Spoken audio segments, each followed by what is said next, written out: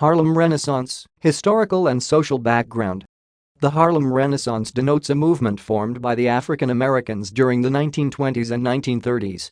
It was a period of social integration and the development of literary and artistic skills by the African Americans.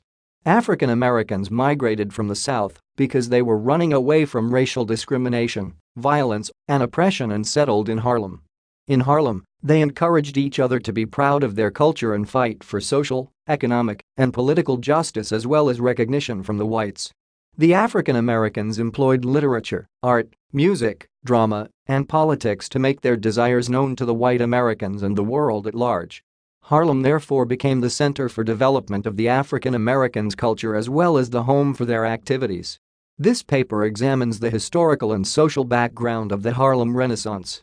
After the abolition of slave trade, the African Americans moved north to New York City and settled in Harlem. During their days in slavery, the African Americans were denied adequate education, and thus illiteracy levels among them were very high. At the close of the Civil War, black illiteracy exceeded 90%. By 1880, 30% had learned to read, by 1890 half the population read, and by 1910, two-thirds possessed literacy.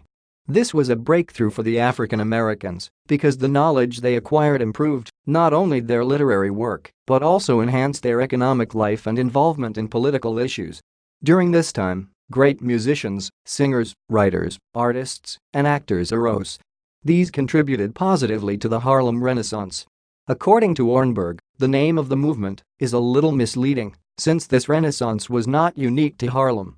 It might be seen as the capital of the movement. The great writers of the Harlem Renaissance include W.E.B. Du Bois, Langston Hughes, Zora Neale, Jean Toomer, and others. The work of these writers advocated for the fair treatment of the African Americans by the whites. It also encouraged the integration and cohesion of the black community and encouraged them to be proud of their culture. In W.E.B. Du Bois's book The Souls of the Black Fork, he analyzes the situation of the blacks and advocates for a change of the whites' attitude towards the blacks. Hughes' essay The Negro Artist and the Racial Mountain also encourages the blacks to cultivate their culture and stop considering themselves inferior to the whites. These writers also wrote poems, which gave the African Americans hope for a better future. Hughes' poetry depicts a Harlem where prejudice is not part of everyday life and where music and entertainment seem to be open to everyone, regardless of ethnic background. Some of these writers continued writing even after the end of the Renaissance, and their work has had a great impact worldwide. Singers, musicians and actors also played an important role in the Harlem Renaissance. These dominated the African Americans' nightclubs and theaters. The Apollo Theater is one of the most common and a lasting mark of the Harlem Renaissance. In this theater, many African American artists realized their talents and nurtured them into full career. Some African American artists also worked at the Cotton Club as entertainers, even though the club was for whites only. Before the Harlem Renaissance period, the whites socially discriminated against the African Americans and did not associate with them as people of equal status in the society. The whites looked down on the blacks and considered them to be of low class and poor. With the advent of the Harlem Renaissance, the whites started associating with the African Americans.